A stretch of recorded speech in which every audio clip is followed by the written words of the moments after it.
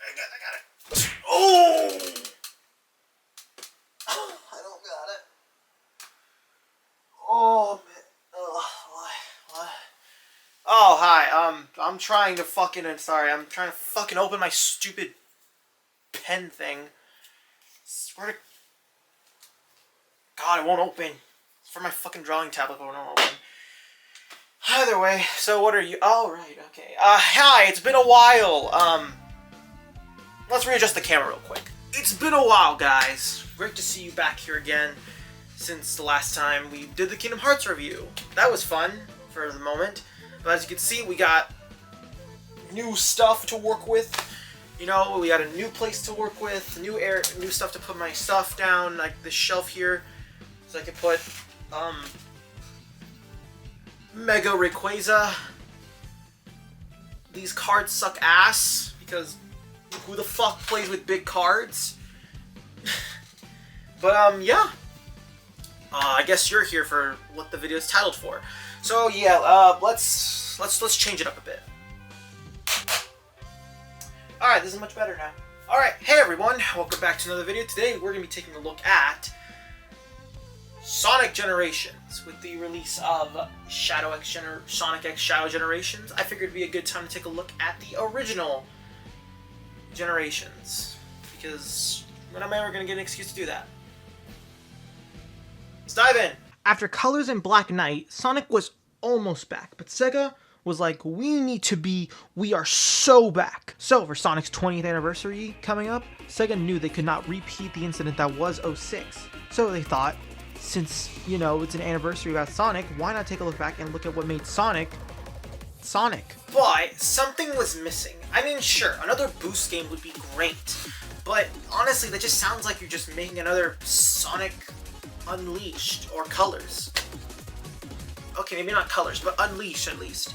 Dia would use one level from every mainline Sonic game. That's a good start, but running past it all, like boosting by, seeing everything go by in a blur, that just, I don't know, it just feels like that just doesn't sound right for this type of game that we're making. And let's have Sonic even have all his friends show up in this game. Yes, even the ones from that one. No, not her.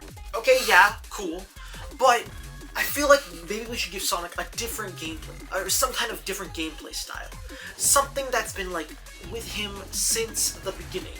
You're right. We should also include boss fights from previous Sonic games, so that we can show how many boss fights and rivals Sonic has had. I meant give him his Genesis gameplay style! Good idea, yes. We should connect this game with the Sonic Bible. The first level will take place in Sonic's hometown of Nebraska. Genius, right? So, classic Sonic. This technically doesn't count, I think. Yeah, you know, he has the buckle, so... Whatever. Classic Sonic. The guy who, basically, without him, there would not be a modern Sonic, pretty much. And that's kind of the main selling point, or... Yeah, it's most of the main selling point of Generations. The whole history of Sonic, pretty much. So, we got a Sonic game that features the classic version of the Hedgehog, featuring his Genesis gameplay style, and his modern style, with his old boosting and stuff from games like Unleashed, while featuring levels based off the Hedgehog's previous games. I know these don't count, I don't have the other original games. That's it. But yeah, so let's take a look at Sonic Generations.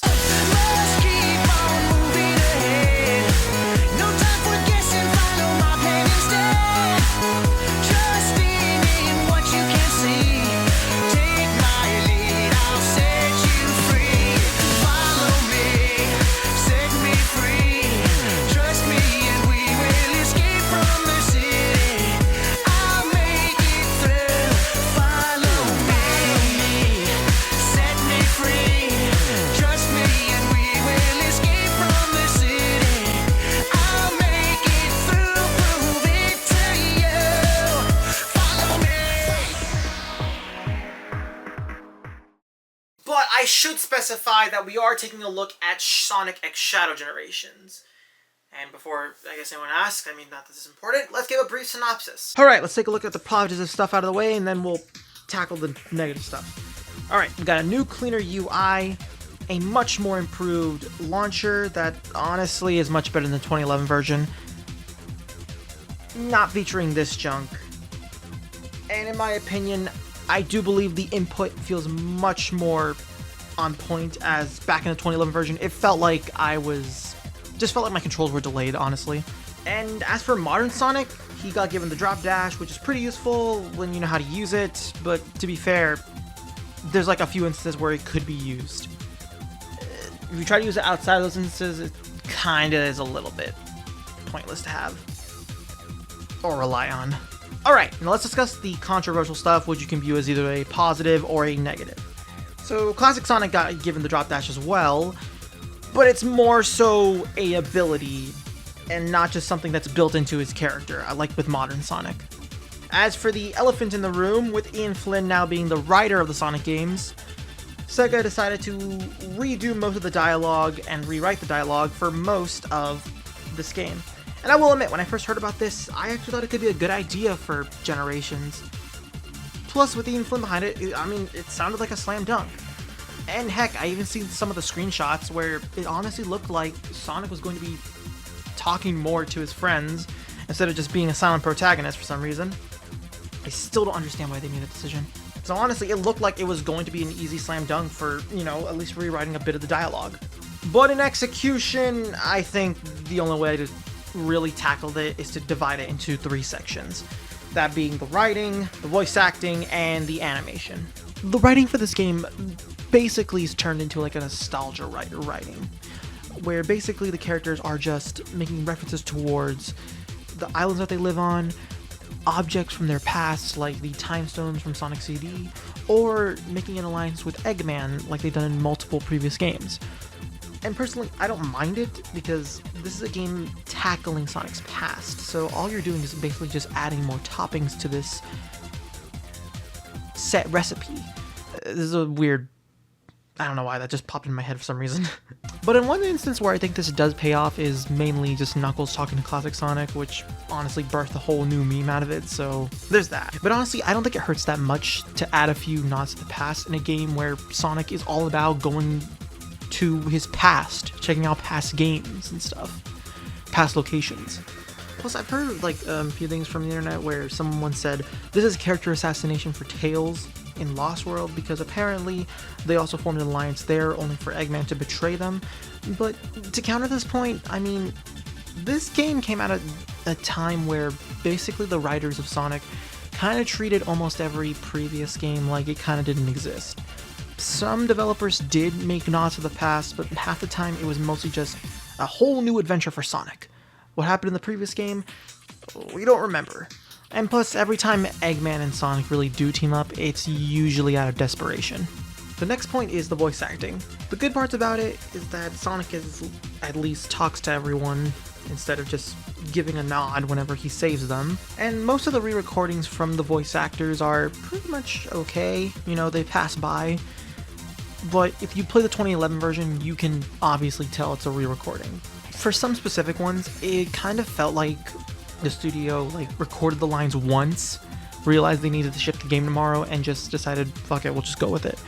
The best examples are basically just Sonic in the ending and Classic Eggman at the beginning. It's the last thing you'll see in this world. It was great teaming up with you, or me. Maybe this will fast track you to learning some new tricks in the future. Wait, past. Ugh, time travel's a chore. This also ties into the next point, which is the animation. Most of it's just obviously just dubbing over the original animation, but there's nothing really new to it. To be fair, we weren't really expecting any new animation. The best we got was just seeing Classic Eggman get taken away by the Time Eater, and that made me think we were actually getting, new animation, but no, that's like the only instance we have of it. And of course, we also have the whole Amy being reanimated a few times, mostly in the ending and beginning, of course, with the Knuckles being knocked in a tree and Sonic holding her face. But it honestly kind of disappoints me that there's really nothing new when those two things kind of really set a precedent that we might get new animation. But yeah, let's talk about the other elephant in the room. Now look, as for the whole Amy being censored, I guess you'd call it, personally, I really don't think it changes much, and sure, you can make the argument, then if it doesn't really change much, then why even add it in? Look, dude, honestly, I could not come up with a good answer. At best, I could just think of is probably just ESRB ratings, honestly, so... But I really don't see these changes as, like, a big thing for, like, changing up Amy's character or, like, retconning or anything. I mean, we all know who Amy is, and the other games still exist where she still has the hots for Sonic. So honestly, I don't think really much has changed. But for some reason, this also sparked a narrative that Sonic is trying to be for the modern audience, but these are also the same folks who literally thought the dialogue rewrites and the character info rewrites were done just because of the same reason, when ultimately that was not the intention.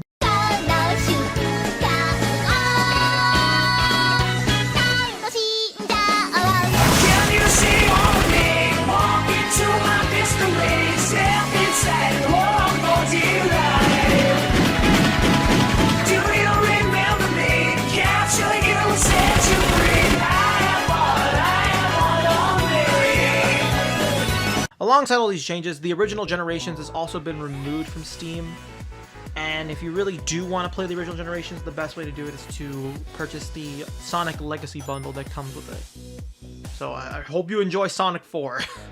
As for the modding scene, well, folks there are mostly trying to find a way to port all the 2011 mods to the new versions so that you can play them on both versions, including, of course, also trying to find a way to restore the original stuff that the first game had, if you're that interested in getting the original stuff back. But for this review alone, we're mostly going to be using the 2024 version, as it's the best way to record footage and play in general, at least in my opinion. So our story starts at the beginning, literally, as we play through Green Hill Zone as Classic Sonic. And overall, the first level teaches you how to basically be on your toes and stuff, and like in most Sonic games, the more you're able to stick your landing and reach higher elevations of the level, the more rewards. We also have Oma Chow who explains everything to us, but I mean, to be fair, you only need to listen to it once and then that's it, just go. After completing that level, we then see a weird, mysterious purple portal thing show up in the sky as Classic Sonic's running by, revealing a weird monster who then proceeds to do some kind of explosion and everything just cuts to black and we cut to this clock thing. We then open up to Sonic's birthday party in the modern timeline. Anyway, Sonic shows up and most of his friends are there to celebrate his birthday, without even showing how old he is. Great, you guys are great friends. As they're celebrating, the monster then appears again and starts sucking everybody into the portals. Sonic tries to stop him, but proceeds to get knocked out, and proceeds to wake up in white space. This place will serve as our hub area, as we're able to use this place to basically explore different levels, and that's just it, it's just the hub world. But anyways, we see Green Hill, and we proceed to do the modern version of it, or Act 2 as it's like to be called. This level serves as a way of explaining the differences between modern and classics. But as for modern, it's mostly playable in 3D, with the occasional 2D section, but the thing he has going for it is that he can use his boost, he can also use the stomp, and he can slide. He's also got the homing attack. Alongside that, the stage also includes rainbow rings, which you can use to go through, and going through them, or the special yellow ramps, will allow him to enable his trick system in order to refill the boost gauge. But you can also refill the boost gauge by destroying enemies, collecting rings, and that's really it. But Sonic also contains a drift that you can also use in case you need to do a hard turn, which also will refill your boost gauge, at least by a little bit. Overall, Modern plays pretty well. I mean, sure, when he's slowed down and he's walking around, I mean, it's kind of dealing with like tank controls, I guess, kind of. But other than that, I mean, Modern Sonic's pretty good. After completing Green Hill Zone, we bring back some of the color, but we also managed to rescue Tails, who was stuck in a weird limbo kind of way, apparently. After discussing things about what's going on, they decide to head to the next area, which Tails points out looks like the chemical plant. And so it's off to the chemical plant. So for the sake of time, we're just gonna speedrun most of these levels and describe them in a way that's kind of fast, because, you know, we're like Sonic. That made no sense at all. Alright, the chemical plant zone. For Act 1, it's pretty much the same as the original chemical plant. I mean, mostly. You got, you know, some of the stuff that you remember from the chemical plant, you know, avoiding traps, finding the right pathways to go down, the whole up and down thing from the beginning parts of the section. going underwater if you're not careful enough. Overall, it's a pretty good, decent stage, and fun to replay, though. As for Act 2, the beginning parts starts off surprisingly well, as there are actually multiple pathways to take. You got parts where you can normally go on the normal track, or you can hop on the different parts of the tubes of the chemical plant to go on pathways where you can either take more different pulleys, or use the light speed dash to get a quick shortcut. But other than that, the other parts of the chemical plant are honestly fun. You got areas where you have to go inside tubes in order to slide down through purple acid, I don't know, water, exactly what it is. You'll have parts where you have to push blocks aside in order to get by them. And in the final moments, you apparently also destroy the entire chemical plant. Which, I mean, to be fair, it's owned by Eggman, I'm pretty sure, so I think we did ourselves a favor. Overall, I like this stage. I think it's a great recreation of the original chemical plant. Doing all of this allows us to save Amy, who has dialogue depending on who we beat Chemical Plant with last. Next stage, Angel Island. For Act 1, it's mostly just going around taking care of these egg robos, and there's a little bit of this whole circle platform thing that they had in that one zone in Sonic 3, but I will admit, for a stage that's based off of just a level that's just a boss rush area, surprisingly they were able to expand a lot on what Angel Island is as a location. And the same is for Act 2. In Act 2, we actually get to go inside some of these buildings and actually look at the decor and everything. I will admit, I'm always in awe whenever I start sliding down the spiral glass road, or whatever you want to call it. But both acts end in the same way, which you basically climb up a bunch of pillars that are falling. Plus, you even get to see the death egg in the background, which honestly fits the aesthetic. Honestly, I love Angel Island. Doing this allows us to save Knuckles, who proceeds to ask Classic Sonic where the hell his island is. Now all that's left is to access the boss portal, but it's locked. In order to unlock it, we'll need to collect 3 keys in order to find it. In order to get these 3 keys, we'll have to complete challenges from one of the 3 areas from each level. There's like a multitude of them you can do, but you only need to complete one, and it doesn't matter who you complete it as. But as for these challenges, we have races against some of the characters like Amy or Tails, or using Classic Tails to help us glide across. Oh yeah, Classic Tails is also here for some reason. He's just here for some reason. Or doing ghost races against yourself in the normal stages, which, I'll be honest, it's just completing the stage like normal. Alongside that, we also have the rival battles. There's one in each area that you enter, so 3. For the first rival fight, we go up against Classic Metal Sonic.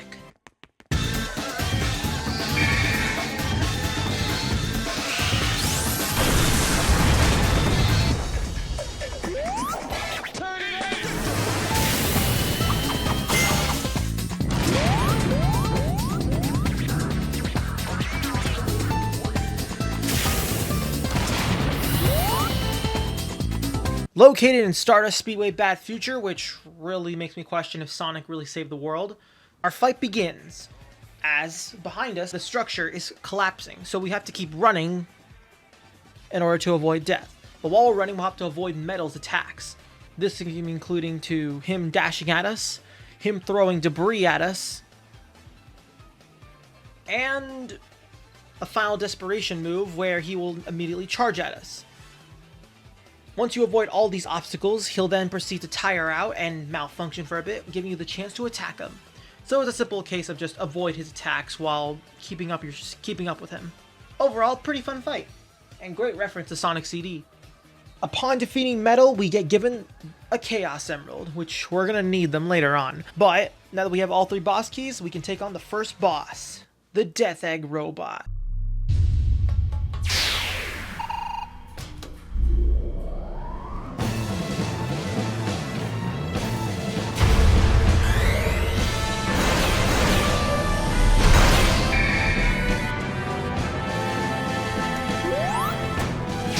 As the platform's rising, we'll have to figure out a way to get underneath Eggman and get behind his mech so that we can attack it from behind, as there is a weakness. And honestly, you can easily do this. It's really easy to cheese it out. But anyways, second phase, we have to trick Eggman's arm cannons into launching in nearby these bombs. That way we can stun the arms and climb up the arms to destroy the mech.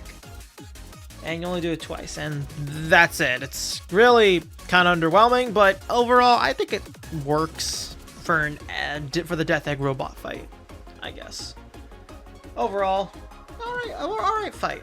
After the fight, the Time Eater then shows up and kidnaps Classic Eggman. Classic Sonic then returns back, and Classic Tails is here, and both Tails figure out that they're traveling through time and space, and that whatever's causing this must be due to the Time Eater. So it's on to the next area. As the previous area, 3 areas, I like to call it the Genesis era.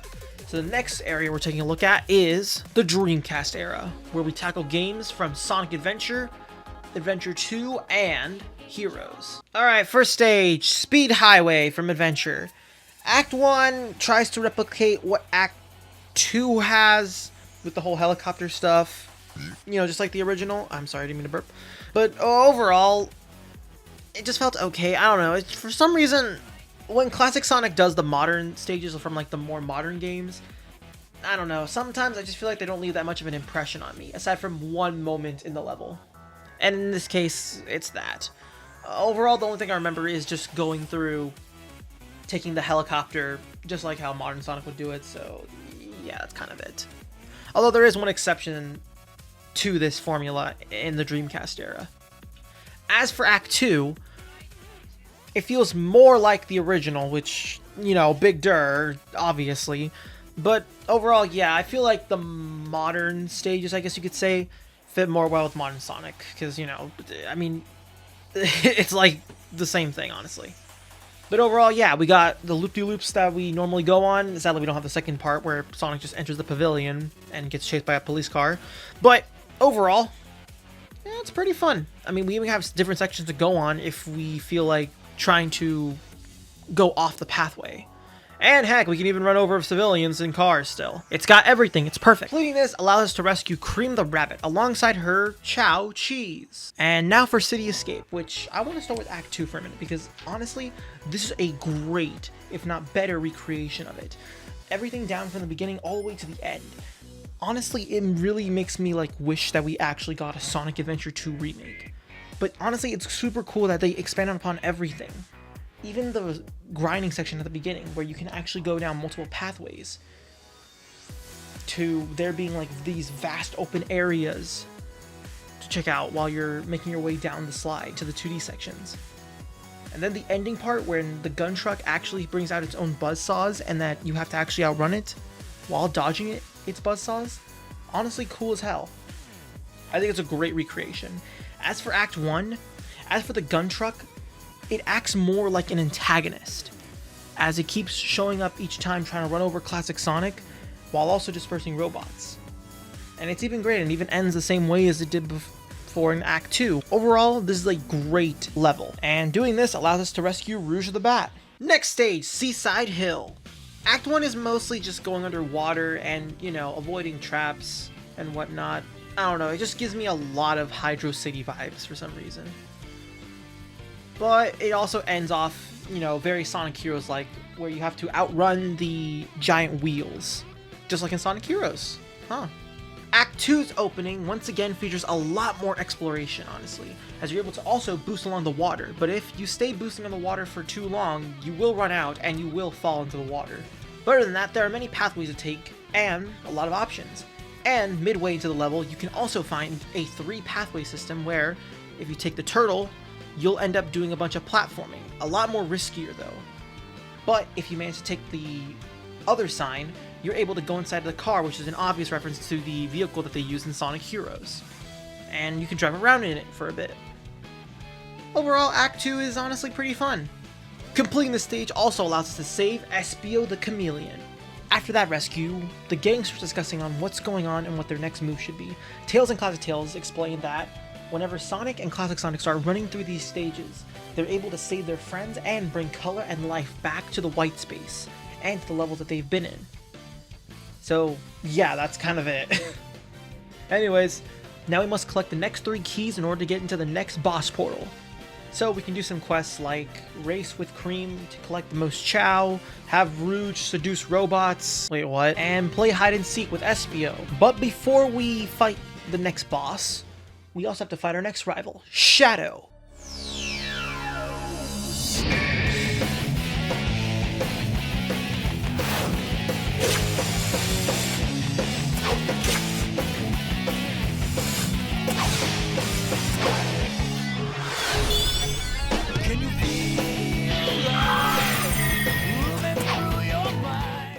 fight is honestly just pretty fun. It's a recreation, of course, of his fight during the final moments of Sonic Adventure 2, in which we have to race down a huge runway and collect these pink power orbs in order to use our power to destroy and defeat Shadow. But if Shadow collects more power orbs before us, he's able to unleash his Chaos Spear.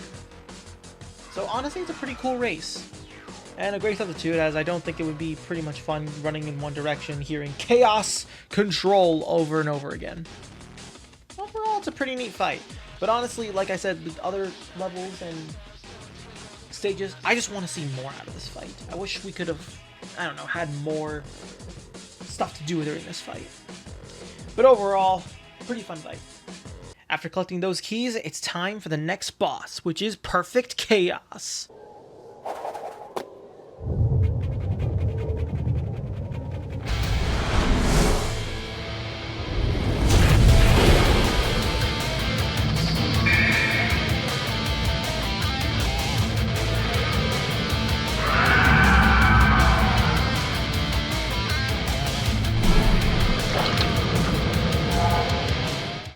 And once again, I must say that the amount of work they put into this boss fight is so awesome that I really wish we had a Sonic Adventure remake now. I don't know, they're just really good at remaking these fights. I don't know how. For this fight, we must run across the water and a bit of the destruction that Chaos has caused. So we're able to run across the water, but if we run out of boost, we fall into the water and drown, similar to Seaside Hill. But it's all about getting close to Chaos so that we're able to climb up him and attack his core. You do this for a few times, the obstacles around you change a bit, and there's a final desperation move where he'll start pulling up geysers and you have to walk across these platforms to get to his core. Although, for some reason, this part for me, for some reason, keeps glitching out and stuff gets destroyed like super easy. I don't know if it's because I keep using the drop dash, which is causing certain elements to appear way too early. I don't know, it just really makes it feel like the drop dash was just thrown in there as like a mod and not just implemented with the code. But other than that, the Perfect Chaos fight, honestly, pretty great. And I do love the remix. I mean, have you heard it?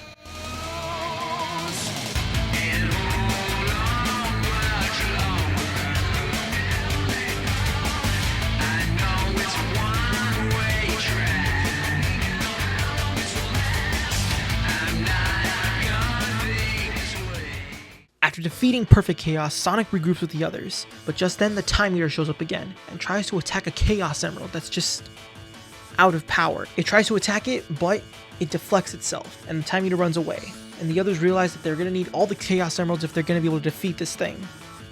And so, that's the end of the Dreamcast era. Now we move on to the Boost era, where the next 3 games are mostly just the modern titles. Or I guess you could call it the modern era, but I mean, potato, either way, either or. Alright, next stage, Crisis City. For Act 1, you're mostly going inside buildings, trying to deal with some of the Iblis monsters. But overall, it's pretty much simple. You do have to deal with the annoying, occasional flaming pits shooting out fire. But other than that, it's mostly just kind of simple. Aside from that one section where you have to actually avoid the Iblis tornado in one moment, and I do actually kind of like the ending section where it does do a cheap cop-out for the goalpost and you have to chase after it through the tornado. So honestly, pretty unique idea, although I do think it kind of shows a little bit of how annoying classic Sonic handles, because sometimes I feel like if I land on something, the tornado pulls me back a bit. I don't know, maybe it's just a tornado, like, and it's wind physics, but overall, it's not that annoying. It can be annoying sometimes, but overall, not that bad. And as for Act 2, would I say it's a good recreation of the one from 06? I never played 06, honestly, so your guess is as good as mine. I mean, except for the ending part of it, but overall, you know, it's the same stuff. You know, deal with the outside city streets of Crisis City, and just don't fall into the lava. But you should also watch out for the monsters that do shoot out flames, as they will try to trick you into homing attacking them. That was not perfect English. The only thing I could remember that this thing has is from 06 was the exploding buildings, but that's kind of it. Overall, I do like the ending section where you do run towards the Iblis tornado, where you have to avoid different miles of debris. So honestly, yeah, pretty neat stage. Completing this allowed us to rescue Blaze the Cat. Next stage, Rooftop Run from Sonic Unleashed. don't know why they don't call it Spagonia, but I guess it makes sense because they don't want children to be calling it spaghetti. And the last thing Sega wants is to be related to the plumber. So for Act 1, overall, I mean, it's alright. The only thing memorable about it, for me at least, are the whole transporting cart system that the classic Sonic has, and the whole part where you climb up the clock tower and you have to actually spin dash in the middle to open the clock. But overall, the rest of it's kind of a blur. I mean, I do like the part where you have to replay the stage multiple times in order to, you know, get different red rings, which honestly kind of puts the item shop's usefulness to the test. But other than that, I mean, it's the same. At least you can watch Classic Sonic hit the second time. As for Act 2, I honestly liked it a lot more. I mean, that's obvious, but I do like going inside some of the buildings of the town and even bouncing off a bit of the balloons of the streets of the city. Honestly, it was pretty nice. It felt very much like what Sonic Unleashed was, the whole point of it going across different states and parts of the world. So overall, I pretty much liked it. And the ending section honestly gave me a lot of Colors vibes. Mainly how you had to basically shoot enemies at the giant blimp. But overall, I thought it was a pretty neat stage. Completing this allows us to rescue Vector the Crocodile. Alright, last stage. Planet Wisp. Okay, let's start off from Act 2. This time not for good reason. Act 2 starts us off in the beginning parts of Planet Wisp, where you have the luscious green area. Or blue, if you're colorblind, I guess. Anyways, it's pretty fun, and then we get into the industrial parts, and then we reach this level's gimmick. This level's gimmick is obviously pulling from Sonic Colors, the Wisps. And overall, for modern Sonic, they use the Rocket Wisp, which honestly makes the platforming in this game, honestly, more vertical, if anything. Like, I get the point. The point of the Rocket Wisp is to go up. So they have to, like, flex the level into a way where you have to go upwards. And honestly, I can get behind it, I guess. I don't think it's that annoying to deal with. I mean, sure, it is annoying when you have to basically mess up and you fall all the way down. You got to go down the normal way, which honestly ruins a lot of runs, I guess you could say. But overall, I didn't find Act 2 run essentially annoying as hell. But I mean, I did like going across the conveyor belts with boost speed. Now, as for Act 1, I fucking despise it, honestly. I don't know why. So for Act 1, while they gave modern Sonic, the rocket, they gave classic Sonic Spike. But for some reason, I don't know why. It just doesn't work. I don't know why. Whenever I try to turn around, the controls still stay the same. They don't like invert or anything when I go up a new vertical wall. I don't know. It's just annoying to deal with, honestly. And spin dashing doesn't even help either, because you're not even going like alongside the wall. Sometimes you might just hop over a gap or anything. It's just really annoying to deal with sometimes, and the switches that this level offers is honestly worse. Like, I don't know, I kind of wish they just picked a different Wisp, but I'm pretty sure they picked Spike because Spike is the main gimmick alongside Rocket. I don't know, I just don't think Spike really works that well here. I don't know.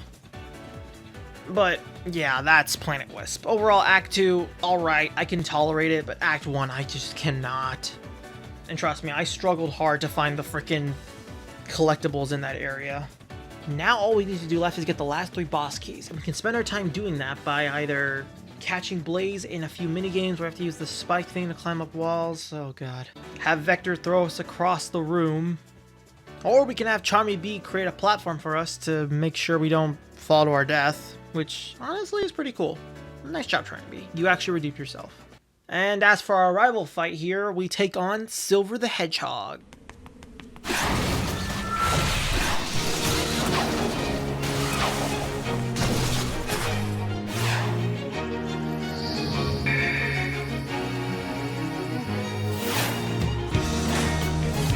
And instead of it being some kind of fight in a certain town, which we will not speak of, we fight him in Crisis City, in which we have to avoid his psychic attacks and him throwing debris at us.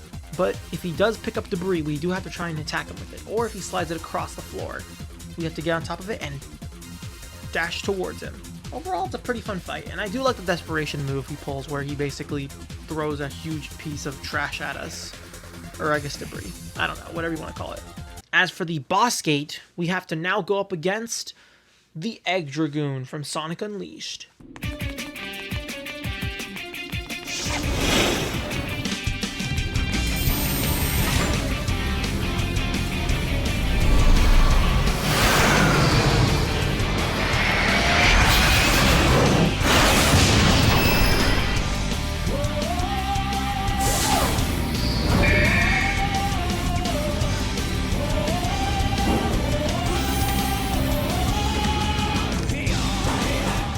For this fight, we can tackle it in two ways. One, we can keep dashing on the ground and attack Eggman's bottom section of the Egg Dragoon, or we can take the ramps, and if we're able to do our platforming right on the rails, we can attack the top part of the mech.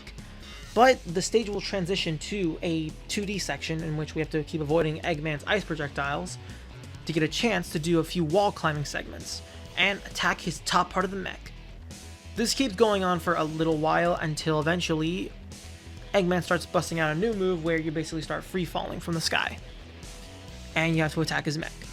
Eventually, once he's down to his last health, he will pull this free falling move again, in which you have to do it and make sure you don't get hit by the drills, of course. And you defeated him. Honestly, it's a pretty fun fight and honestly pretty challenging.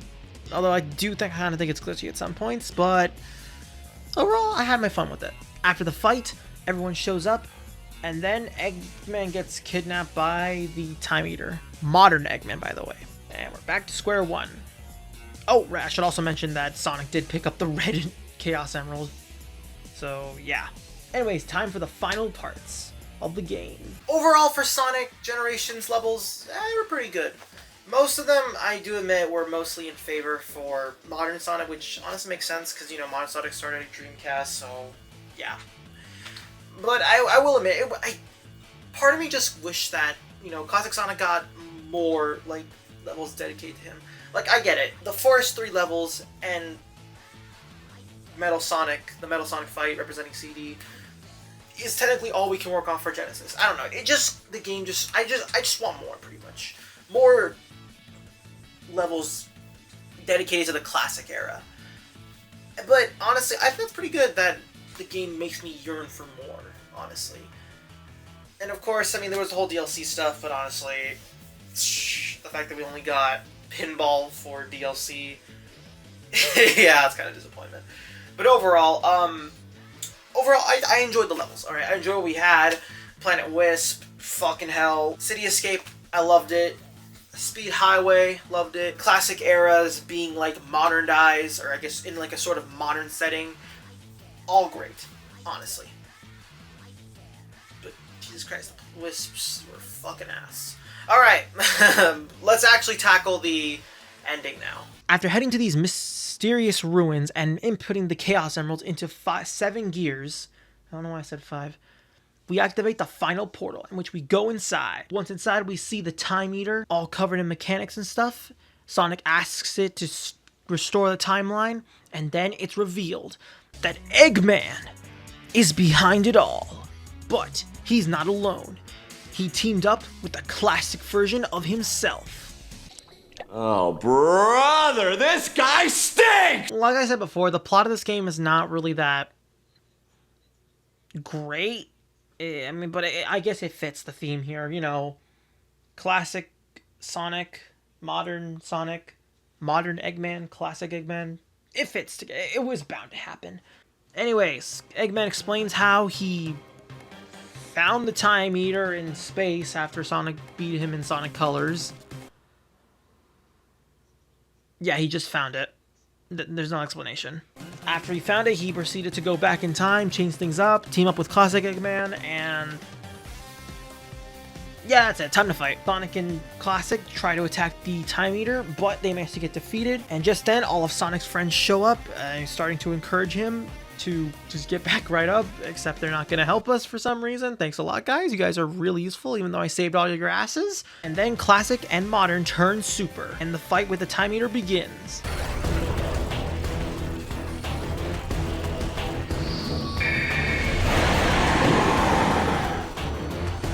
And as for the Time Eater fight, it's alright. let me explain it, I guess, simply. You have to get close to the Time Eater's core and attack it 3 times. While doing that, you have to keep up with it in order to actually, get close to attack it, of course. While doing that, you also are able to switch between Classic and Sonic. You know what? Just stay to it. Sonic is modern, Classic is Sonic. You get the point. Anyways, you have to switch between the two because normally the Time Eater is going to switch places outside and inside the time stream. While doing that, he can also shoot millions of projectiles at you. Can also use his arms and warp them towards you with portals, and can shoot a huge time beam. But the interesting thing I do see people complaining about is the ability that it has to pause time, which, to be honest, it really was annoying for me, probably because it hasn't spammed it that much, although to be fair, I'm playing a different version, so maybe they tweaked up the fight. But I remember people saying it was very annoying. Although it is pretty annoying to try and get the frickin' untouchable achievement, so I will admit there is some challenge to this fight. But overall, yeah, avoid some of the debris from the previous levels you visited, and just get close to the Time Eater's core, and eventually it'll end in a final moment where the Eggmans just throw the sun at you, and then you combine your powers with your classic self. And you end up defeating those two, and that's the end of Sonic Generations. After the fight, everything returns to normal, everyone returns back to the birthday party, along with some of the people that didn't show up, and they start to celebrate. After celebrating for a while, Classic shows off how he almost has the boost or homing attack down almost. Sonic then encourages him to keep practicing, and then the portal for the Classics, I guess, shows up, and then they leave. Sonic tells his Classic self that his future is going to be great. That's a little bit debatable, but hey, who knows? And yeah, that's the end of the story. Although we do see an after credits segment where we see Classic Eggman and modern Eggman just talking to each other. And that was Sonic Generations. Overall, my thoughts of the game, it's a pretty good Sonic game, honestly. I recommend it to anybody, I guess. Overall, like I said before, I do wish we had more stuff to include Classic Sonic in. Like, I get it, he doesn't have that much to work off of, and we've already got representations for most of his games. So yeah, I just wish we had more, honestly. But overall, the fan service was great, having like all the games to look at, and pretty much that's it. And I mean, the modding community shows that they want to see more out of Generations, like another Generations 2, pretty much, I guess you could say.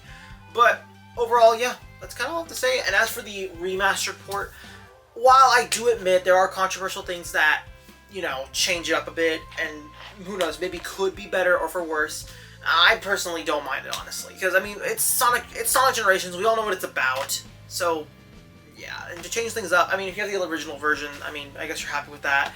But overall, yeah, that's kind of all I gotta say. But of course, that's not the end of this. Next time, we will take a look at Shadow Generations, the pack-in game that came with Sonic X Shadow. So yeah, we will take a look at that, and that's just it. We'll take a look at it one day, alright? So I hope everybody enjoyed today's video, and I hope you guys enjoyed the new location that we are recording in. And yeah, if you want, tell me what your favorite thing about Sonic Generations is, and I'll see you later.